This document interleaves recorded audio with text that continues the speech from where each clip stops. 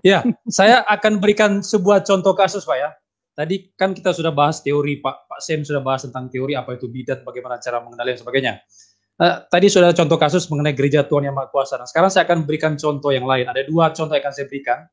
Yang pertama, ini lagi rame Pak, karena sekitar 2 minggu lalu saya berada bersama Pak Samuel Gunawan di acaranya Pak Mangapul Sagala. Kita bahas tentang Joshua Teu di sana yang mengajarkan ajaran sesat. Kemudian ada muncul pernyataan ini dari seorang teolog di Indonesia, teolog yang pernah waktu itu berdebat dengan Pak Willy Panensolang mengenai eskatologi itu. Kita ya itu ada di acara Pak Mangapul kita dengan Pak Samuel. Jadi ada dua contoh kasus Pak. Yang pertama kita akan bahas mengenai Pak Erasus Sabdono, lalu yang kedua mengenai Wayne Grudem ini. Yang pertama Pak Erasus dulu. Nah, waktu kami dengan Pak Samuel ada di acaranya Pak Mangapul, ada seorang teolog yang masuk di akhir acara dan mengatakan bahwa kita tidak boleh sembarang mencap Pak Erasus Sabdono sebagai bidat. Tidak boleh seperti itu. Karena menurut dia Pak Erasus itu adalah seorang Trinitarian. Cuman dia mengajarkan hierarki. Ada subordinasi antara bapak dan anak. Bapak itu lebih tinggi, anak di bawahnya bapak. Tetapi teolog ini mengatakan, dia masuk ke situ ke kami, dia mengatakan Pak Erasus itu seorang Trinitarian dan kita jangan mencap dia bidat. Nah, mungkin saya akan memberikan gambaran sedikit tentang Pak Erastus, bagaimana ajaran dia, dan saya minta tanggapan dari Bapak-Bapak sekalian. Kalau mengenai masalah Roh Kudus dalam wujud wanita cantik, ya mungkin itu hal sepele lah, kita tidak usah bahas itu. Tapi Pak Erastus ngajar seperti ini Pak, dia mengatakan bahwa misalnya Yesus itu bukan Hotheos, yang Hotheos itu adalah Bapa.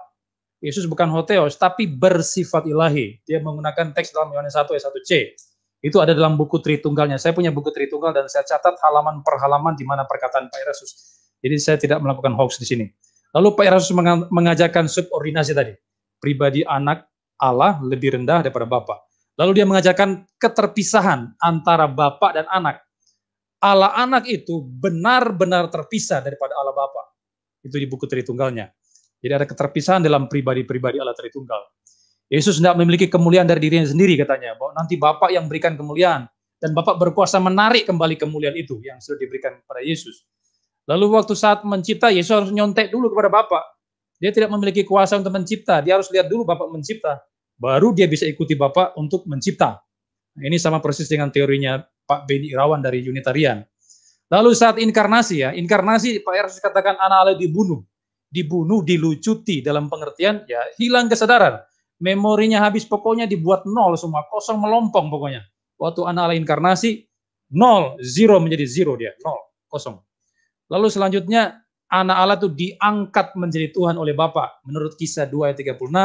Lalu Pak Yesus mengatakan Bapa itu tidak maha hadir katanya. Ini kalau dia bicara tentang Tritunggal. Nah, bagaimana Bapak-Bapak menilai ajaran Pak Erastus Sabdono ini? Apakah dia bisa dikategorikan dalam bidat, ajaran bidat, atau bagaimana Pak? Silakan Pak. Saya butuh ketegasan dari Bapak ya, jangan hanya abu-abu dalam hal ini Pak. Silakan Pak.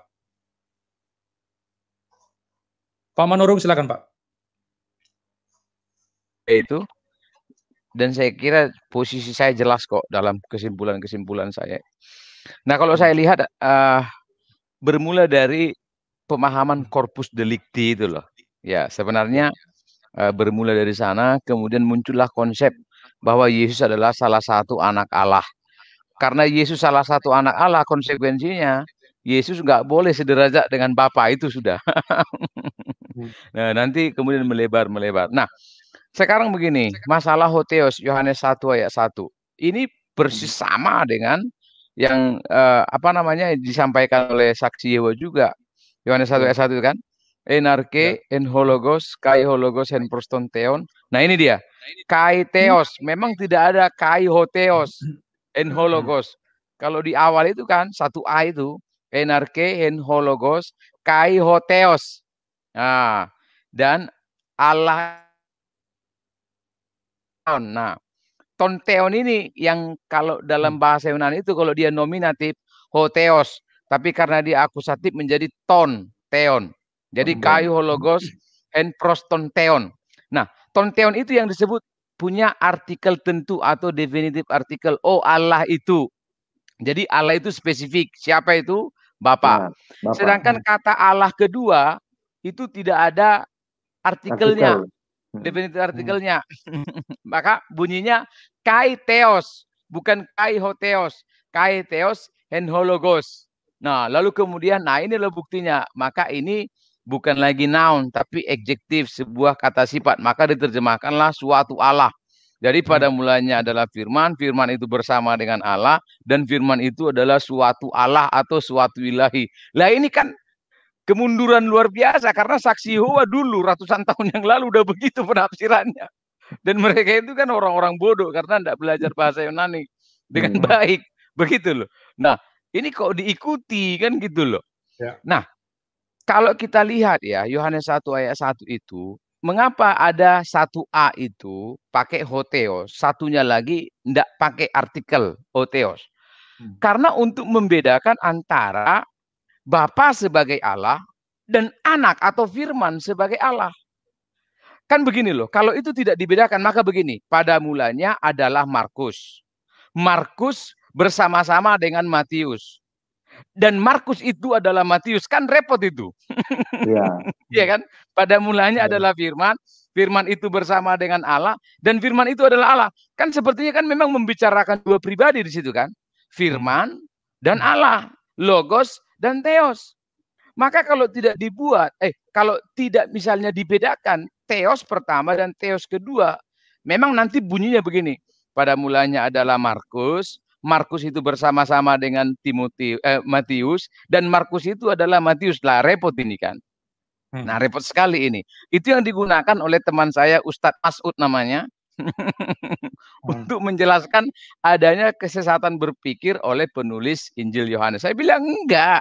Itu memang dibedakan karena dari aspek Tritunggal itu jelas kok. Logos yang adalah theos itu nanti ayat 14 menjadi sar.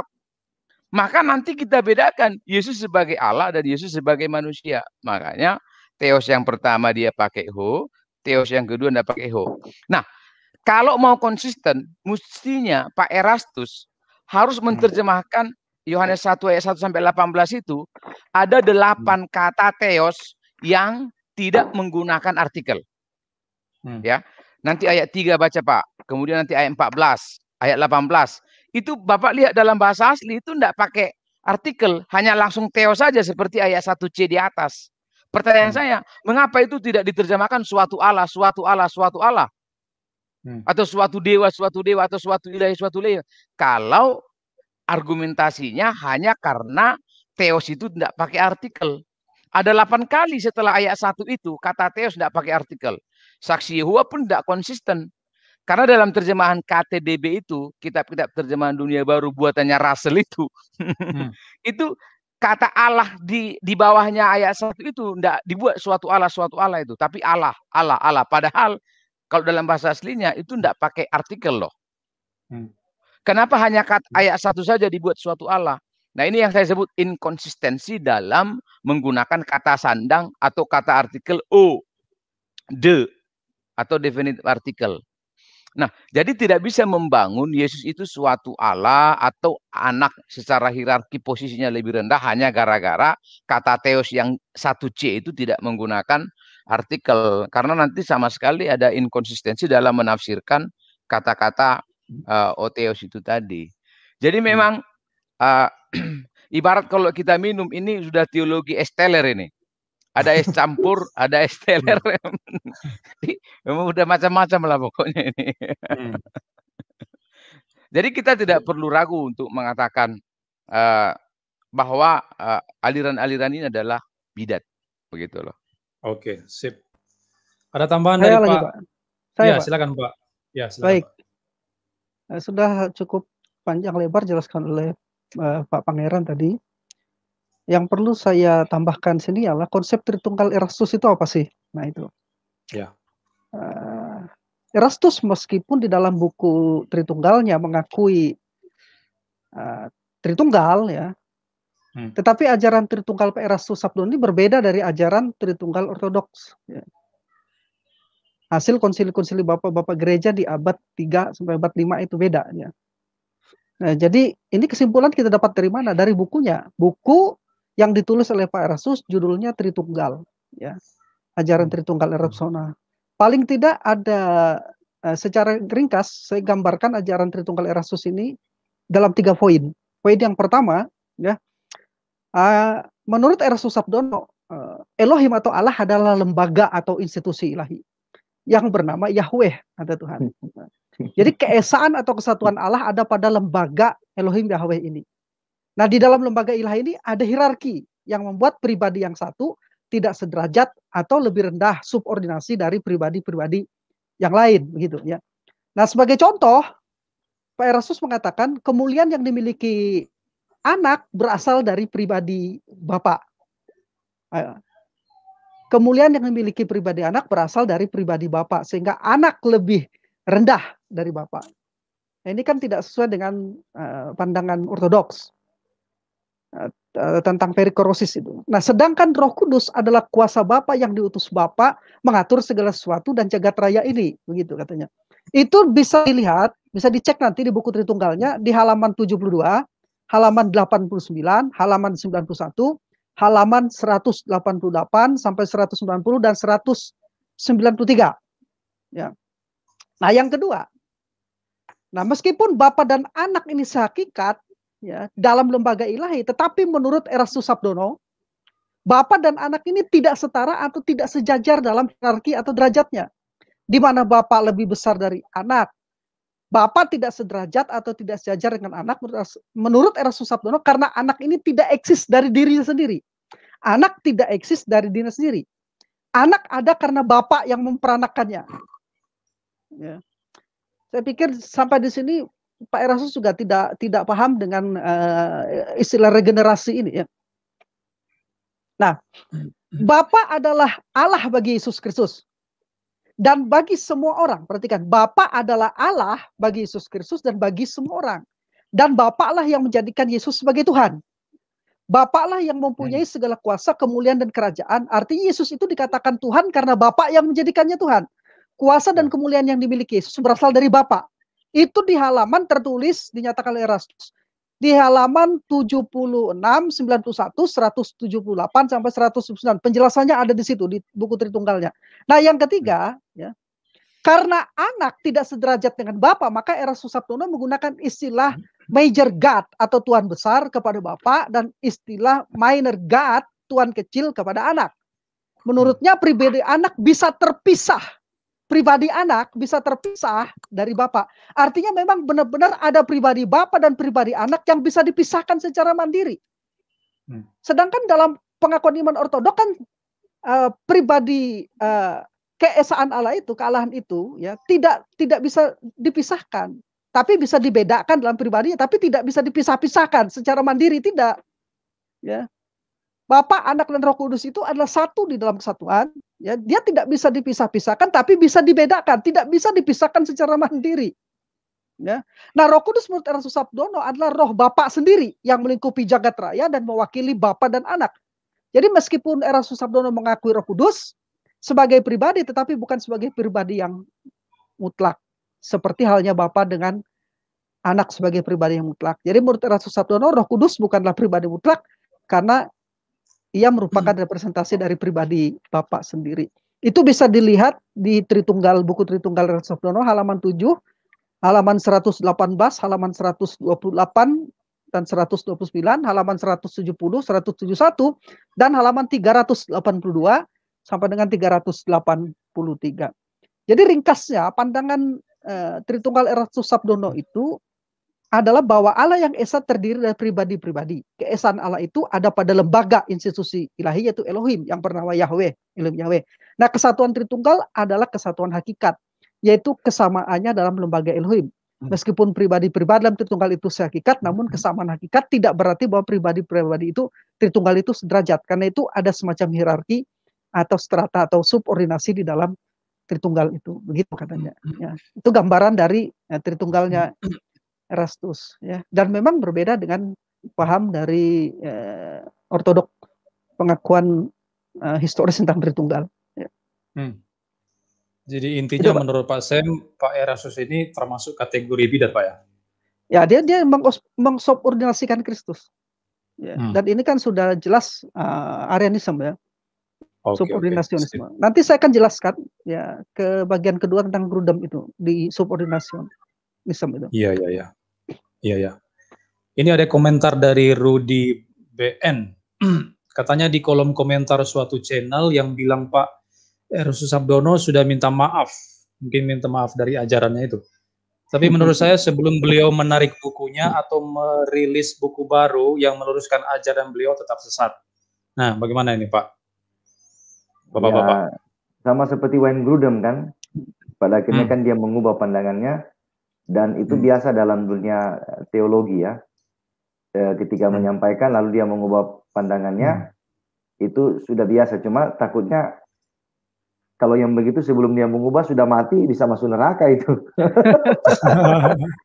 Belum takutnya sempat, saya takutnya begitu Pak. Maksudnya dengan opsi intelektual seseorang bisa bermain-main dengan sebuah teologi. Dibilang Yesus bukan Tuhan, silakan. Paulus itu sesat, boleh-boleh saja. Cuma takutnya sebelum Anda mengubah Anda sudah mati bisa masuk neraka itu. Saya takutnya begitu. Makanya sebaiknya tidak perlulah dengan opsi intelektual, sebaiknya jangan bermain-main dengan teologi. Sebaiknya kita lebih mengedepankan menjaga warisan iman yang sudah diwariskan oleh para rasul. Itu yang kita wariskan saja. Tidak perlu lagi buat opsi yang baru. Untuk apa kita mau ciptakan sebuah teologi yang baru, padahal sebenarnya bukan baru, hanya mendaur ulang gagasan lampau. Kalau tadi saya mengamati yang dijelaskan oleh Pak Sem soal Trinitas Pak Sabdono, itu ada sedikit percampuran dengan teologi Latin sebenarnya. Kalau lebih jelas baca pendapat teologi Latin itu di buku Leonardo Boff. Lalu kemudian campuran dengan Arianisme misalnya. Ada monarki dalam kalangan. Kalau yang Profesor Joas dia ke imaginative glimpse ya, seperti sekejap begitu ya. Tiba-tiba Bapak kemudian anak kalau mau baca bukunya bisa Pak Yan punya buku itu ya, yang ditulis oleh Prof Joas, bisa mendalami apa sih inti dari Tritunggal yang beliau jelaskan. Teman-teman bisa baca dan bisa memberikan komentar, tentunya komentar yang sifatnya akademis. Lalu soal yang tadi dijelaskan oleh Pak Albert ya, pandangan Pak Erastus Sabdono mengenai Yesus dilucuti ya, dibunuh dan habis. Itu kan ayat tampilannya itu Filipi pasal 2 ya. Nah, kalau Filipi pasal 2 sebenarnya kita mesti lihat konteks itu di ayat 6 dan 7. Jangan dilepaskan dari ayat 2 sampai 5. Sebenarnya saya dengan Pak Yan kemarin bercakap-cakap soal ini. Jadi intinya begini. Paulus sedang mengajarkan kepada jemaat di Filipi bahwa kalian itu hiduplah sama seperti Kristus. Ya, ayat 5 kan. Kenapa seperti Kristus yang walaupun dalam rupa Allah tidak menganggap kesetaraan dengan Allah itu sebagai milik yang harus dipertahankan. Nah, yang dimasukkan sini seperti Kristus itu tidak mementingkan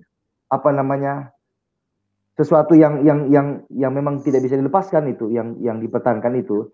Tapi itu kalau menurut Pak Yan itu bicara soal pikiran Kristus.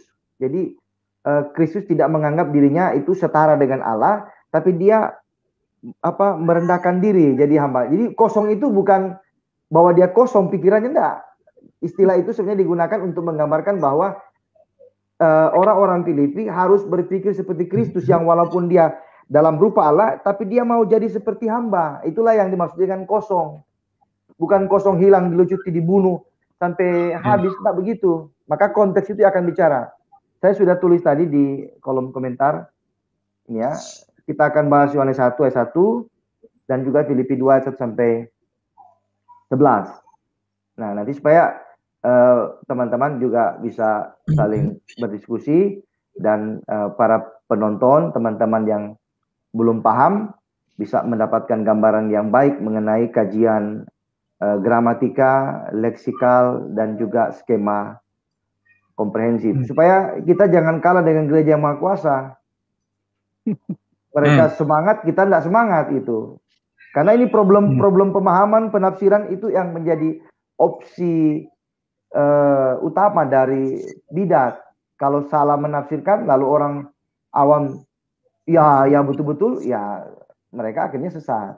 Nah, kata Bang Eli, coba Bung Albert baca komentar Bung Eli. Ya, ini teman kita ini dari Santai Kristen ini, Bang Eli Tambunan. Jadi Pak Eli ini mengatakan jangan lupa kita minta kunci pintu surga dulu sama Om Erastus supaya kita bisa masuk surga. Kalau enggak, beliau kunci pintunya dari dalam, kita semua tinggal di luar, beliau sendiri di dalam. Nah, gimana ini Pak ya? Jadi kuncinya ada di Pak Erastus katanya. Kita jangan macam-macam kepada beliau katanya. Pak Albert, saya mau komentari tadi yang itu. Iya. Saya dulu ya. Ya, Pak. Oke, silakan. Yang Mari, itu Pak. tadi yang permintaan maaf Pak Erastus tadi ya. Iya. Begini Betul. Pak, ajaran itu kan sudah disebarkan ya. Dan memang ada sekolar yang bisa berubah di dalam satu proses perjalanan, berubah pendirian, berubah pandangan teologi atau tafsir itu biasa, wajar ya. Tetapi itu perlu dijelaskan sejelas-jelasnya, entah melalui buku, artikel, tulisan-tulisannya, bahwa dia memang telah melakukan sebuah perubahan gitu ya. Jadi tadinya dia Tritunggal kan berpindah kepada ajaran Tritunggalnya yang tidak sesuai itu, yang salah itu ya, kemudian sekarang dikatakan sudah minta maaf kembali lagi ke Tritunggal. Itu kan harus ada buktinya gitu ya. Ya, kalau tidak ada buktinya ya nggak bisa gitu. Dan itu kan hanya di kolom komentar gitu. Kita mau lihatnya dari Pak Erastus sendiri dengan jelas dipublikasikan begitu. Dan kalau dia kembali lagi ke ajaran Trinitas benar, maksud saya begini, ajaran Trinitas dan pribadi Kristus kalian itu jangan diotak-atik lagi. Itu sudah secara historis sudah diimani. Dan itu sudah benar, sudah Alkitab, sudah sesuai kajian Alkitabnya sudah. Jangan diotak-atik, yang diganggu-ganggu lagi gitu ya. Jadi penekanannya mau di situ gitu. Trinitas dengan ajaran pribadi Kristus itu jangan diotak-atik lagi gitu. Sudah jelas sudah. Ya. Daripada diotak-atik akhirnya kan jadi bidat gitu ya. Kembali tetap karena memang di dalam sejarah seperti itu, sejarah bidat itu seperti itu, menentang terhadap pengajaran yang sudah dikaji secara Alkitabiah. Itu saja, Pak. Oke. Pak Pangeran mungkin ada mau ditambahkan tadi, saya lihat sudah ancang-ancang. Ya. Masalah minta maaf itu. Ya, oke. Oke, masalah minta maaf itu tadi, itulah bedanya gereja sekarang dengan dulu. Kalau dulu, waktu Arius dan teman-temannya, Eutyches, Nestorius, membuat atau mengajarkan misalnya Kristologi ya, yang dulu rame itu di abad-abad ketiga, keempat memang kesalahpahaman orang terhadap Yesus ya, dua naturnya Yesus. Nah, kayak misalnya Arius, itu kan di anatema dalam konsili. Ada konsili Nisea, kemudian nanti ada penganut Ebionisme, Apolloniarisme, Doketisme, kemudian dibuat konsili Efesus, konsili Kalsedon, konsili Konstantinopel, dan di situ mereka benar-benar dikutuk loh. Yang sesat-sesat itu Pak, bukan hanya dikutuk, ajaranmu salah ya, bertobat ya, enggak, dibakar, gitu, disalibkan. Nah kalau sekarang, udahlah, enggak apa-apa, kan itu aja kok, itu salah lidah itu. Lah gundulmu salah lidah. Kamu menyesatkan orang enak banget kan gitu loh. Jadi seperti yang dikatakan Pak Samuel tadi itu betul. Kalau penyesatannya lewat buku, diklarifikasi lewat buku. Penyesatannya lewat video, diklarifikasi lewat video. Nggak bisa. Benar. Aku minta maaf ya, sorry ya bro. Loh, sorry gimana tuh? Dikira kamu lupa bayar bakso atau apa gitu. Kolom komentar lagi. Nah, dulu Pak, berapa tahun lalu, 2 tahun lalu waktu rame-ramenya bidat ini kan, saya sungguh-sungguh loh mengharapkan misalnya ya organisasi nasional itu ada badan teologi yang memang khusus menegur gitu loh, organisasi yang mungkin namanya bukan konsili ya, tapi ya memang di sinode-sinode kita kan ada bidang-bidang teologi kan, tapi apa gunanya organisasi aras nasional kalau tidak bisa menertibkan begitu loh. Jadi kalau masukan saya ya, di organisasi aras nasional itu ada bidang teologi yang memang bisa membina lah. Kalau enggak bisa dibina ya dibinasakan, enggak apa-apa lah. Gitu loh. Nah, ini yang kita belum punya. Ini yang kita belum punya sebenarnya. Asasi bisa buat. Satu bidang khusus yang akan meneropong ajaran-ajaran yang menyimpang bisa. Iya. Asasi buat. Coba nanti malam kudoakan dulu, Pak. Ya, boleh. Oke, itu Pak, itu Pak. Oke. Baik. Kita sudah mau hampir 2 jam. Mungkin satu lagi pertanyaan, Pak ya. Saya akan minta tanggapan dari Bapak-Bapak. Ini contoh kasus yang berikutnya, Pak.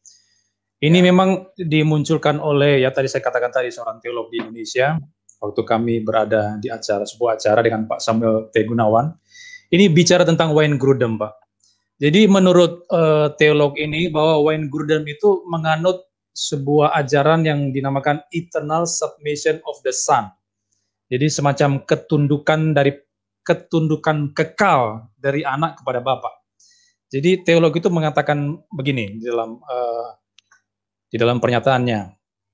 Selain dia mengatakan bahwa kita jangan membidatkan Pak Erastus Abdono, karena kalau kita membidatkan Pak Erastus, kita juga bisa membidatkan Wayne Grudem, karena Grudem mengajarkan ajaran yang sesat, eternal submission itu. Jadi ajaran itu menyatakan bahwa anak itu tunduk kepada Bapa secara kekal, bukan hanya di minus lampau yang tak terhingga, tapi anak terus tunduk di plus yang tak terhingga.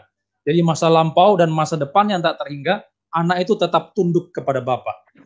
Nah, menurut teolog ini dia mengatakan Grudem ini salah dalam hal ini. Nah, apakah ajaran Grudem ini bisa kita kategorikan masuk dalam ajaran sesat atau bagaimana, Pak? Silakan, Pak, ditanggapi, Pak. Saya, Pak. Ya. Nah, 10 tahun yang lalu saya mengkopi buku Grudem ini, ya. Karena saya tidak punya uang waktu untuk belinya, saya kopi. Ya, jadi saya sudah cek ya tulisan Grudem itu, karena itu saya mau menjelaskan ya hal itu ya. Tapi saya juga ingin membandingkan dengan karya Prem, teologi sistematik Prem. Ketika saya membaca Grudem dan juga membaca Prem, Grudem tidak bisa dikatakan bidat. Ya. Grudem tidak bisa dikatakan bidat. Saya akan jelaskan begini. Ya.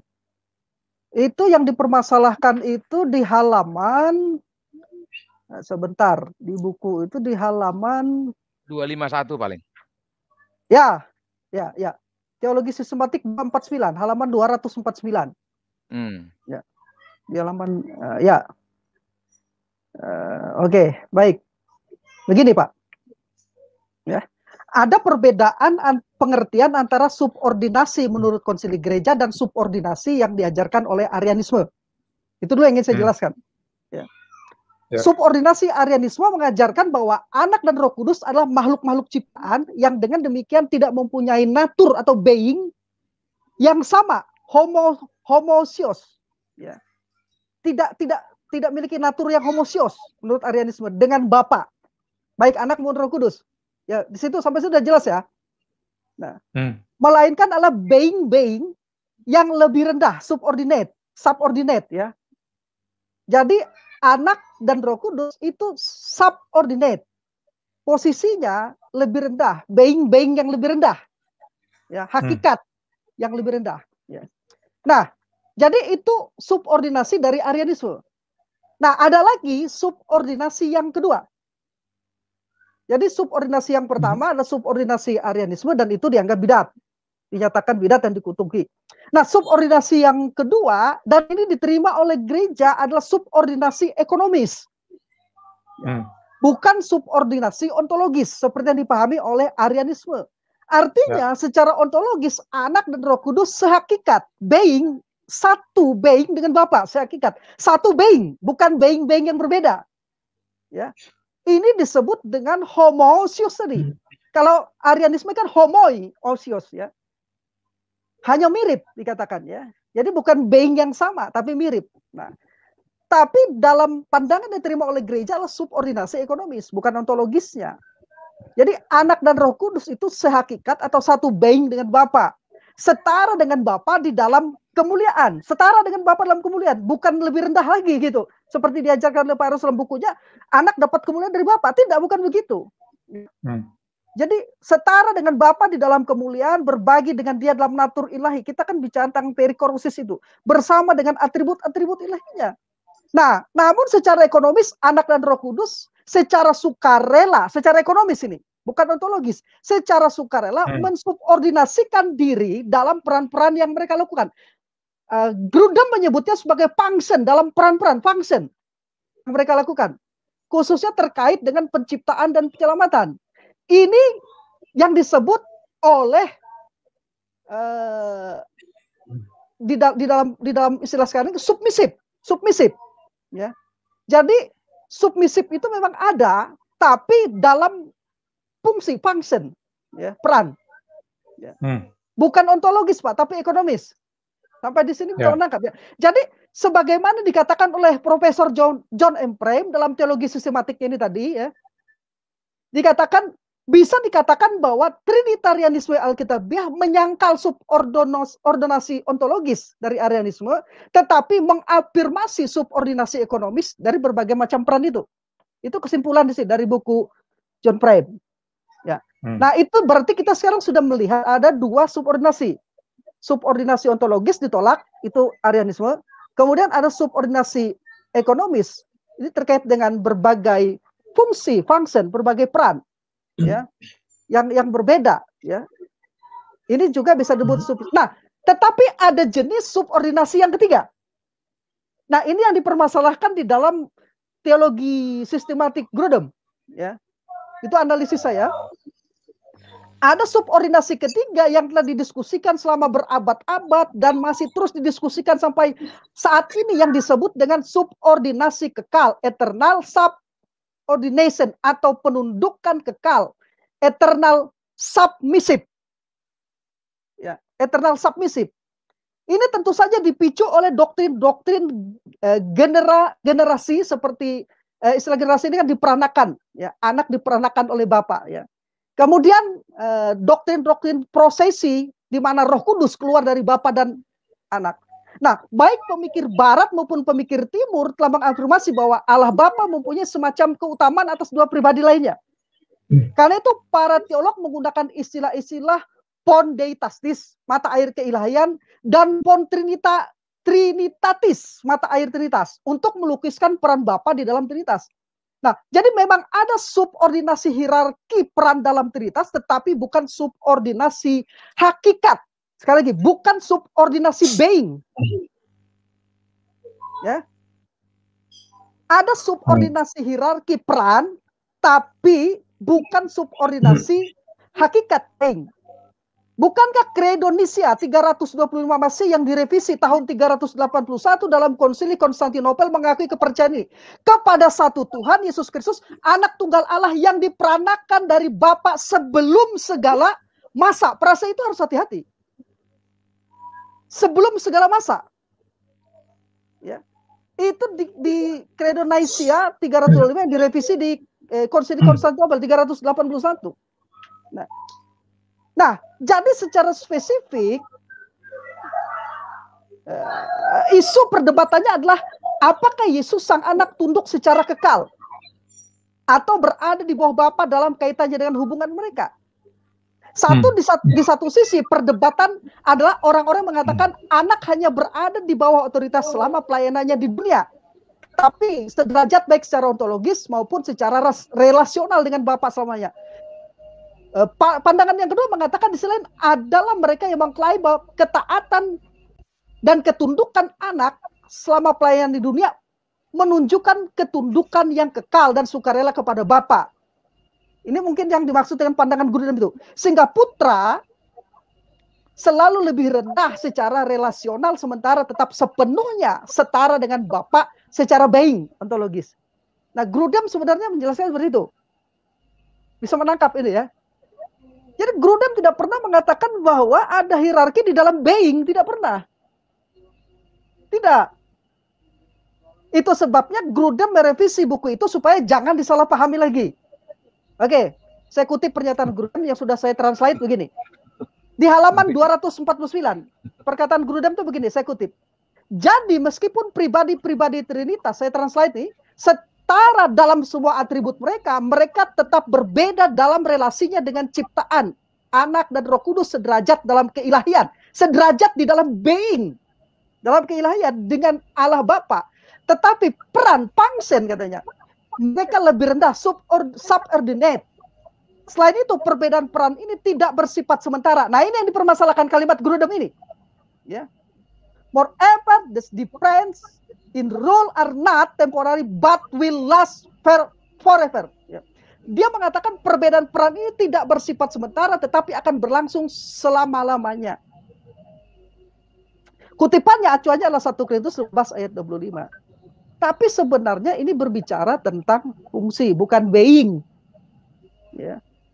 Dia akan jadi begini. Jadi saya berpendapat jika Grudem berbicara tentang eternal submissive dalam pengertian hierarki peran, itu masih alkitabiah.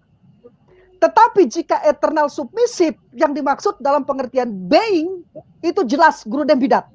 Tapi di dalam buku itu Grudem tidak mengatakan itu dalam pengertian being, tidak. Itu loh. Ya, oke. Jadi jelas Grudem tidak berbicara tentang submissive being dari being karena memang tidak ada subordinasi being dalam kealahan. Sebab jika ada eternal submisi dalam petik being ini, maka anak berarti tidak seperti kata Calvin, maka anak tidak akan berarti AC. Ya. Dan saya pastikan Grudem tidak berpikir demikian. Ya, anak itu sama seperti bapak, aseitas. Ya, ada dengan sendirinya. Oke, maka untuk kesalahpahaman ini, maka Grudem akhirnya merevisi buku itu supaya orang jangan salah paham dengan maksudnya. Ya, saya belum dapat buku revisinya, tapi memang jelas buku itu tetap di kata pengantar. Kita tahu bahwa Grudem ini kan, kalau saya tidak salah, MDiv-nya itu dari Westminster dan teologinya standar Westminster. Ya, dia juga sekawan dengan John Frame. Kemudian anaknya, ya Elliot Grudem itu kalau saya tidak salah lulusan dari Calvin College Seminari kalau saya tidak salah. Ya. Dan jelas dia juga mendapat doktor honoris causanya dari Westminster juga Grudem ini. Jadi teologinya standar. Jadi dia memang perlu merevisi agar orang tidak salah paham itu. Ya itu sedikit yang saya jelaskan. Pak Albert ya, klarifikasi. Jadi kita tidak bisa menyamakan Profesor Grudem dengan pandangan Erastus Sabdono. Oke? Demikian yang bisa dilakukan. Ya. Oke, makasih Pak Sem. Nanti yang perbedaan-perbedaan itu bisa dipelajari di buku John Frame ini, Pak. Pandangan Grudem itu bisa diafirmasi dengan buku Grudem, dengan buku John Frame ini, ya. Oke. Baik. Terima kasih. Pak Pangeran mungkin akan tambahkan mengenai Grudem, Pak. Eternal submission itu.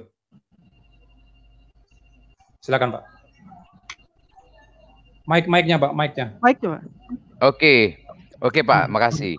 Tadi sudah dijelaskan oleh Pak Samuel ya, Wayne Grudem dari aspek isi dari pengajarannya. Jadi memang kalau sepintas, kalau kita baca atau kita baca resensi dari misalnya Dr. Wyatt misalnya ya, itu dalam resensinya kesimpulannya dia mengatakan memang Grudem itu kalau disalahpahami bisa dipahami bahwa Grudem itu telah terpeleset dari aspek Tritunggalnya.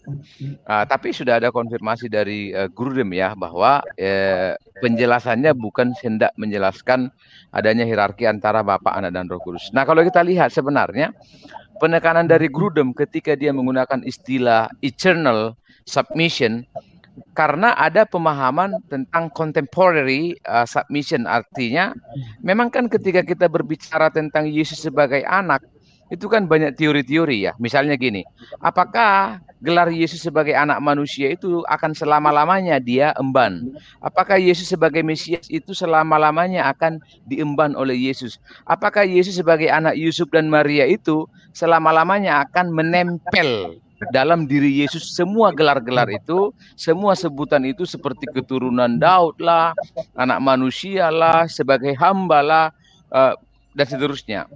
Nah, ada orang mengatakan bahwa Yesus itu mengemban gelar-gelar itu hanya sementara. Sepertinya itu penyimpulan dari Ibrani. Dalam sementara waktu saja Yesus lebih rendah daripada malaikat dan seterusnya. Nanti ketika dia dimuliakan, dia sudah sama kembali seperti Bapa kemuliaannya, kira-kira begitu.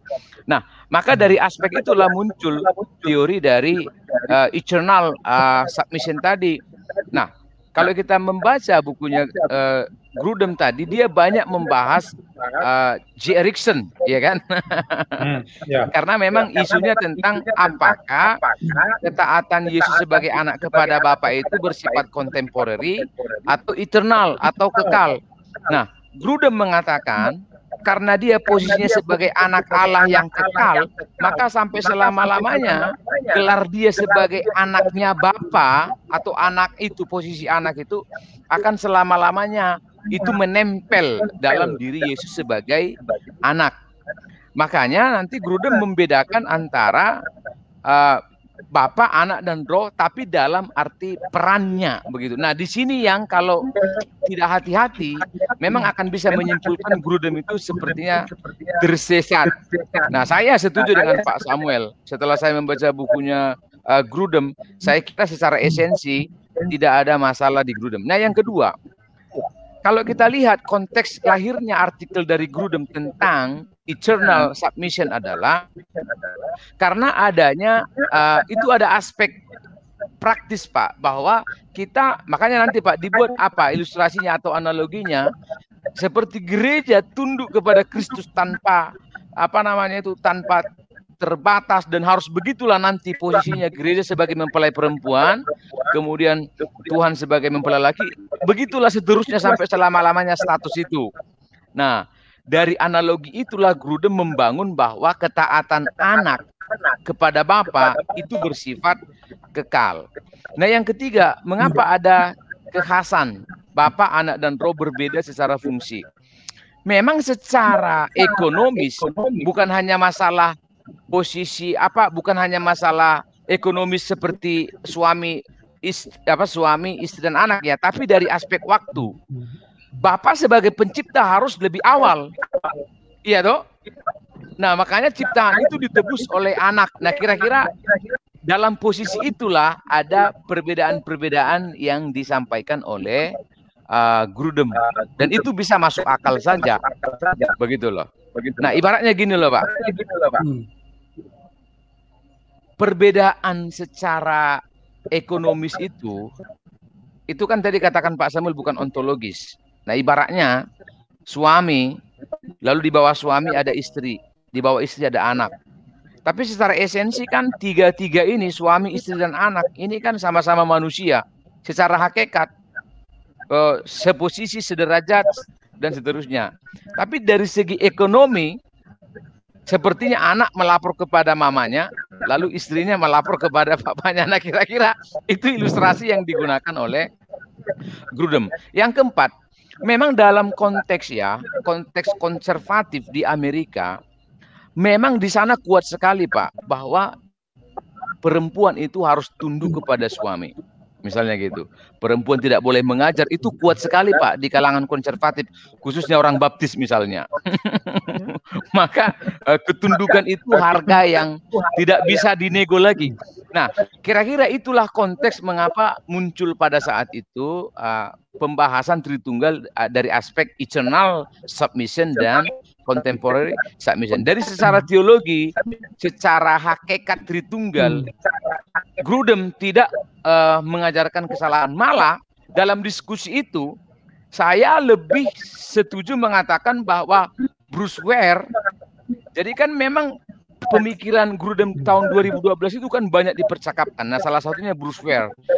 Saya setuju malah Bruce Ware lah yang bisa layak disebut salah dalam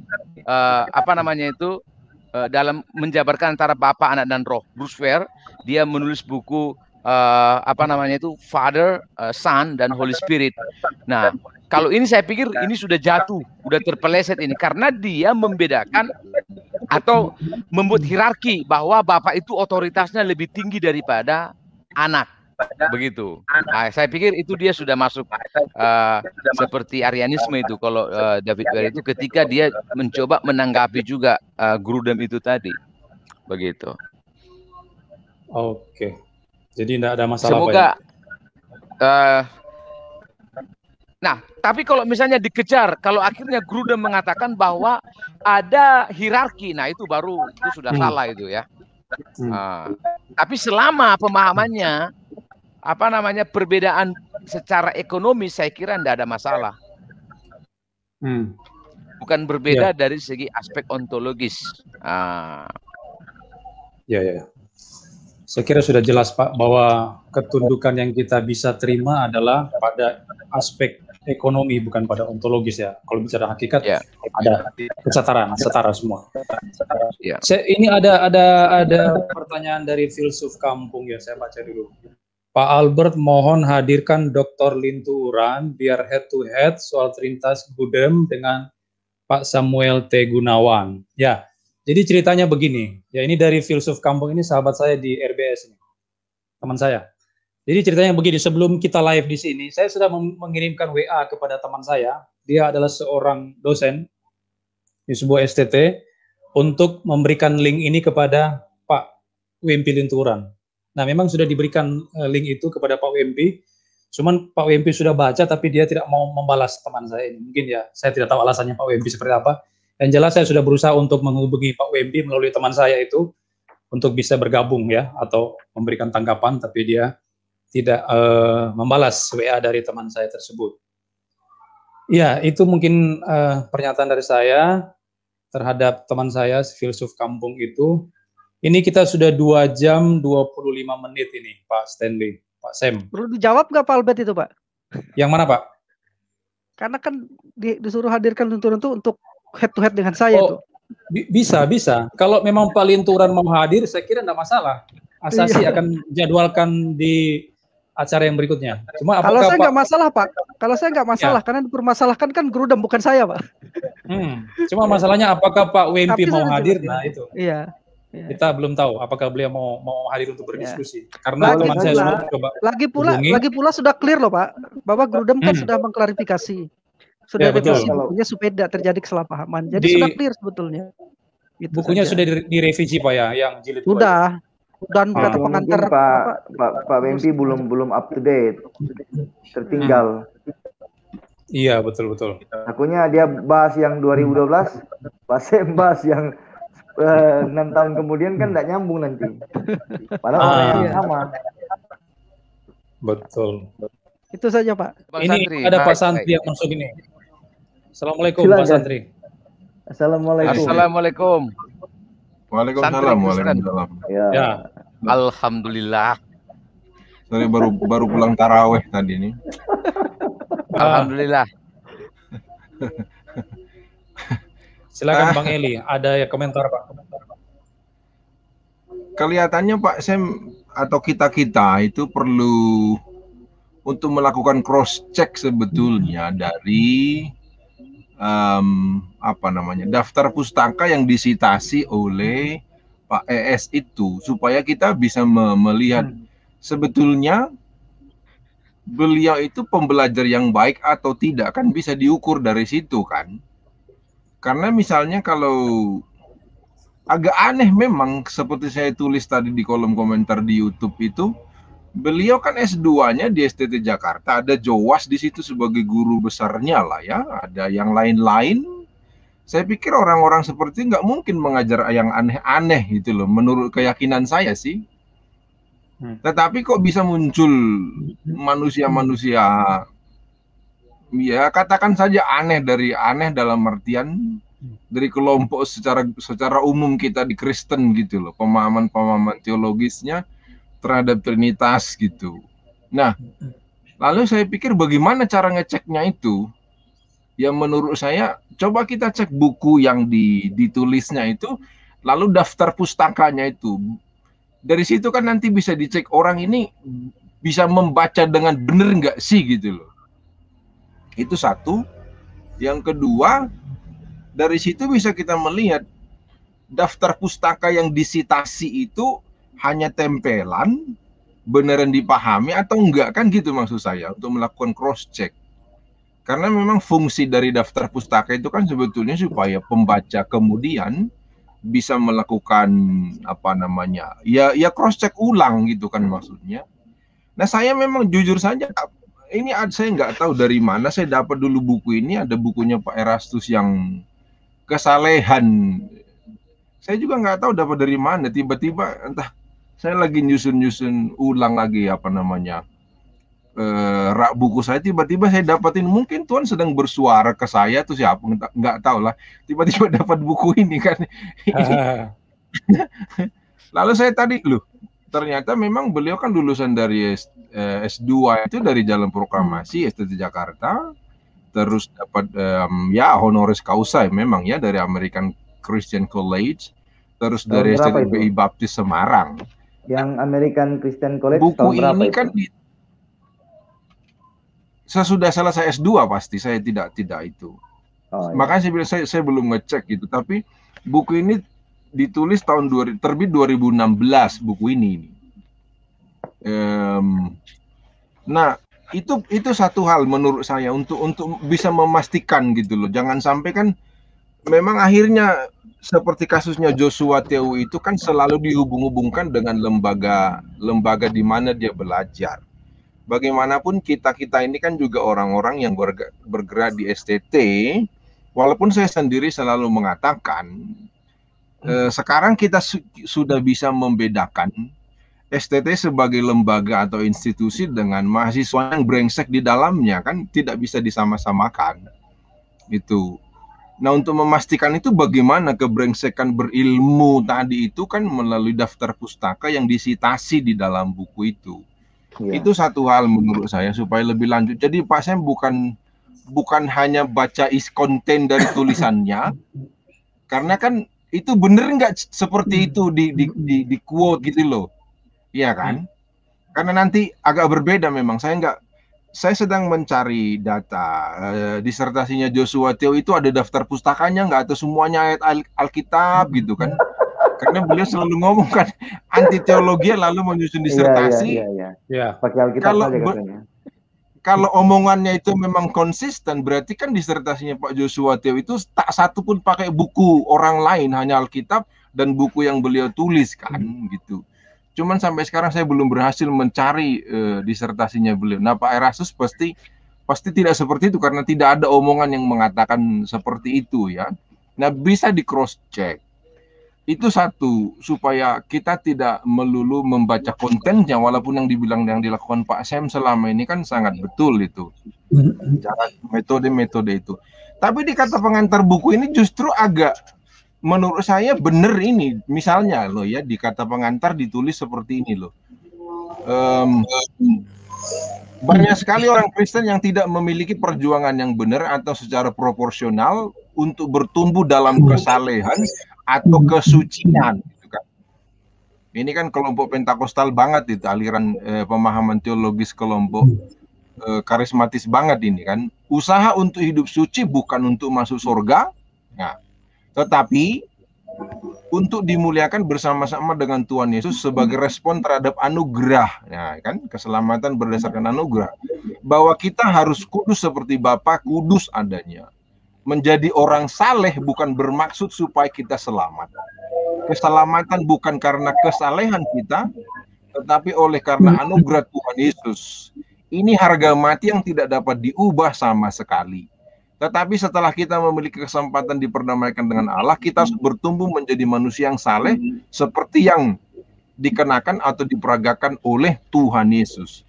Nah, kalau dari kata pengantar ini kan ya teologi keselamatannya itu ya sama dengan apa yang kita percayai gitu loh dalam konsep-konsep pengajaran Trinitas.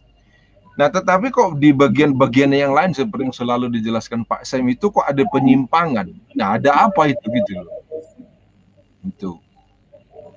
Makanya teman-teman kami pun di Gereja Pantekosta di Indonesia ini kan beliau ini menjadi idola juga ya karena bukunya dikasih gratis, amplopnya juga sebagian kan dapat gitu loh. Nah, saya heran juga.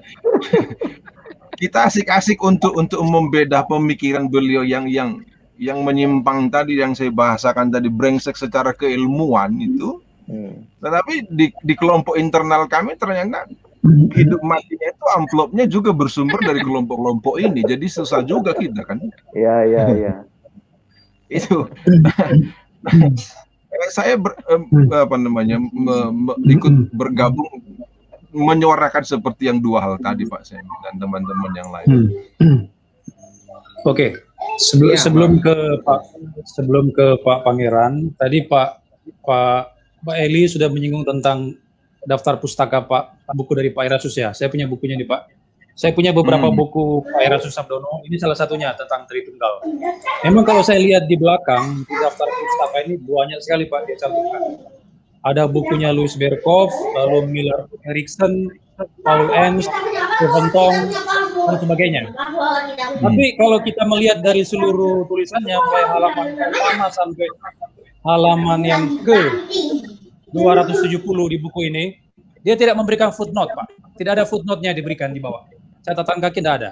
Jadi dia cuma asal tampilkan daftar pustaka tanpa catatan kaki di sepanjang tulisannya ini. Ini menurut saya bukan cara penulisan yang baik menurut saya, Pak. Iya. Itu mengenai itu. Apakah untuk mendukung teorinya atau melawan teori dia? Kan nggak tahu kita penggunaannya. Nah, kan? Itu yang perlu dijelaskan ya, betul. Iya. Tidak ada footnote Pak di dalam bukunya ini.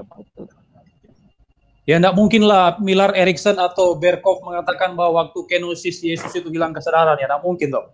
Nah makanya dia harus kutip lah. Kalau memang ada dia memberikan daftar pustaka buku-buku teolog itu, dia harus berikan footnote dong. Jangan cuma memberikan di belakang. Iya. Ya, begitu Pak ya. Ini ada dari filsuf kampung lagi nih, tanya. Nah ini. Jadi filsuf kampung menyatakan sejarah bidat itu tidak hanya di area trinitas atau kristologi tentang Kristus, akan tetapi juga di area soteriologi, keselamatan ini. Juga punya bidat yang di amandemen dalam konsili ekumenis 431. Nah, bagaimana tanggapan Bapak ini? Bidat dalam hal soteriologi yang mana nih contoh-contohnya nih? Nah, saya kira tadi kalau Pak Yohanes Setiawan tadi menyinggung tentang gereja ortodoks yang mencap Protestan bidat, justru saya melihat gereja ortodoks tertentu yang ada di Indonesia ini, ada beberapa aliran ortodoks di Indonesia ini. Ada yang gereja ortodoks tertentu yang menurut saya masuk dalam kategori ini, bermasalah dalam soteriologi, karena mereka memasukkan unsur perbuatan baik di dalamnya itu. Termasuk soteriologinya Pak Erasus Sabdono juga bermasalah saya lihat. Nah mungkin ada tanggapan. Ya. Pak Sen bisa jelaskan. Sinergis. Pak Sen mungkin. Dalam dugaan saya itu. Yang mana itu? Soteriologinya Pak Erasus Sabdono ini bagaimana nih? Kelihatannya bermasalah juga nih Pak Erasus. Soteriologisnya kan core dari soteriologis itu corpus delicti. Ya. Jadi intinya nanti keselamatan itu bisa hilang dia. Karena di situ kenotisisme juga masuk dia. Ya.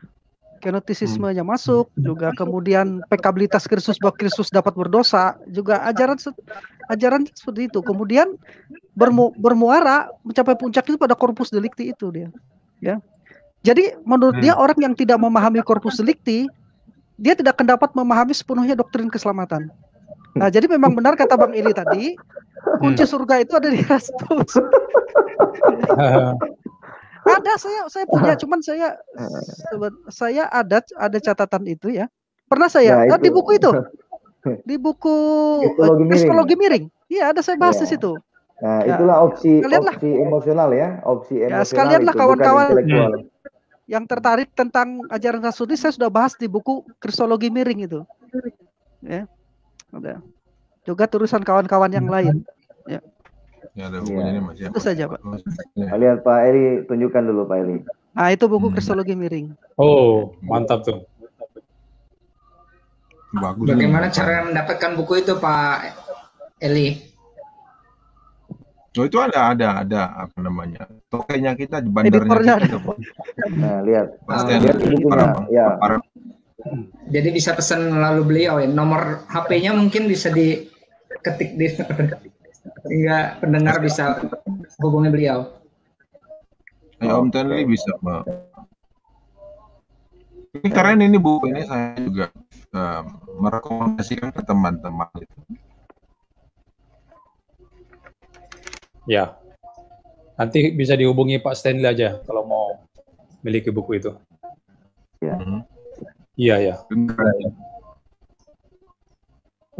Ada lagi pertanyaan di dalam chat ini? Atau sudah tidak ada? Dari Yus Tanujaya ini, Pak Stanley. Yang ini ya. Ya itu. Dari Yustanujaya dia mengatakan kalau kita cermati isi buku Pak Erastus Sabdono itu penuh inkonsistensi, kontradiksi, berlawanan, menyangkali tulisan pemikirannya sendiri, sebuah arogansi opini sendiri. Sudah dijawab Pak oleh Sam. Pak Santri. Lihat Pak Santri sudah jawab. Oh ini ya. Nah, Jadi Bang Pak Eli Santri ini cepat sekali dia. cepat Ya, nih udah pas. gerakan ini. Sudah pas jawaban itu. Dia tidak mempunyai kompetensi akademik. Udah pas. Karena ternyata tulisannya itu bisa menentang dirinya sendiri. Makanya saya waktu menanggapi tentang perkawinan surga itu, saya bilang kabar buruknya adalah bahwa ada banyak kontradiksi dalam tulisan-tulisan Pak Erastus. Seperti kata pengantar tadi dia bilang kan keselamatan itu tidak bisa hilang, itu anugerah. Tapi di kesempatan lain keselamatan adalah kerja keras kita, usaha kita. Gitu loh. Seperti kontradiktif. Dan kalau kita merekonsiliasi keduanya itu bukan tidak dapat rekonsiliasi tulisan dia, itu memang kontradiktif gitu penjelasannya. Bukan paradoksi. Kalau paradoksi kan berarti ada penjelasan untuk hal-hal seperti bertentangan itu memang kontradiktif gitu ya. Udah dijawab itu udah. Udah dijawab ya. Oke. Jadi memang penuh kontradiksi ya buku-buku Pak Erastus Sabdono. Ini pertanyaannya dari ya silakan Pak. Saya ingat sekali waktu acara dengan Pak siapa waktu Pak Albert. Oh iya ya dengan Pak Sagala waktu itu kan bicara waktu itu dengan terus ada masuk yang dari STT Kumene kan itu Pak siapa yang membahas soal teologi Grudem itu. Saya lupa siapa namanya. Saya waktu itu di grup kita. Itu Dr. Wempi Linturan, Pak. Dr. Wempi Linturan. Itu. Nah, Dr. Wempi, saya ingin menjelaskan untuk menjawab ke Pak Om Yunus Anujaya tadi itu gitu loh soal daftar pustaka.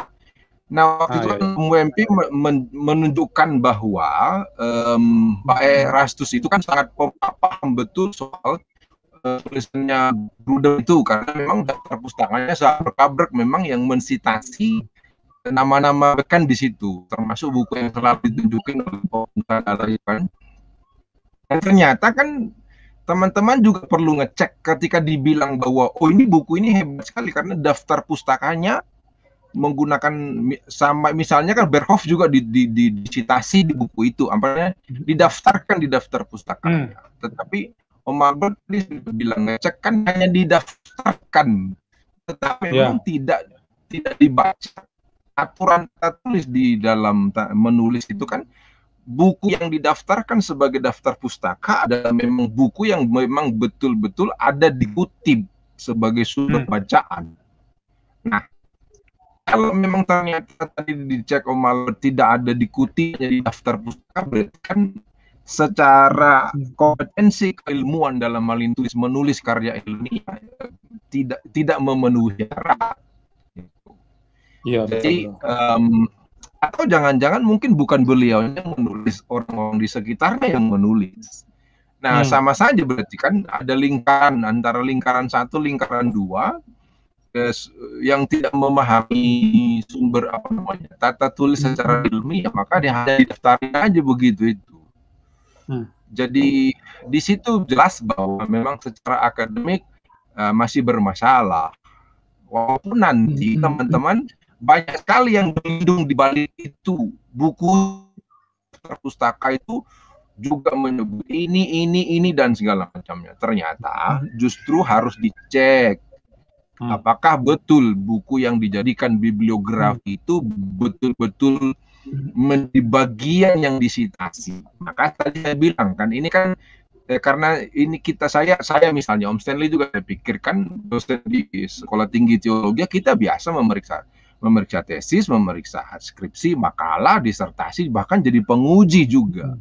Kan memang biasanya kita sesudah dari pendahuluan masalahnya apa, lalu nanti kita lari ke kesimpulan baru nanti lihat daftar pustakanya. Kan lalu kita cek di footnote-nya itu apakah tulisan itu memang memuat memang betul-betul mengutip gitu, atau hanya ditempelin. Kan sekarang mahasiswa itu juga banyak yang brengsek dalam berilmu.